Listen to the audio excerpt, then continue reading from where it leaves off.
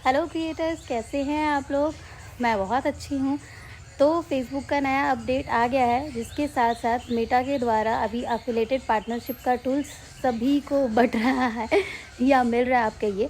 तो मुझे भी मिल गया एफिलिएटेड पार्टनरशिप का टूल। ये रहा, मैंने आप लोगों के लिए स्क्रीनशॉट लगा दिया है कि आप लोग देख लो। तो आपको मिला या नहीं, ये मुझे कमेंट करके ज़रूर बताइए। और अगर नहीं मिला है तो छोटा सा सजेशन है आप लोगों के लिए कि जो है, जिनका भी ऑटो अपडेट नहीं है फ़ोन में, तो आप लोग ज़रूर अपना फ़ोन एक बार अपडेट कर लीजिए। तो जिससे कि अपडेट करने के साथ साथ ही आपको टूल मिल जाएगा। तो फटाफट से जाइए, चेक करिए और इस टूल्स का भी फ़ायदा उठाइए, बाकी टूल्स का जैसे आप लोग उठा रहे हैं। और ऐसे ही कंटेंट बनाते रहिए और मुझे कमेंट करके बताइए कि आपको मिला या नहीं। मुझे मिल गया। तो जिन लोगों को मिल गया है उन सभी को बहुत रास बधाई, शुभकामना, कंग्रेचुलेशंस। एंड ऐसे ही बनाते रहिए अच्छे अच्छे कंटेंट। टाटा।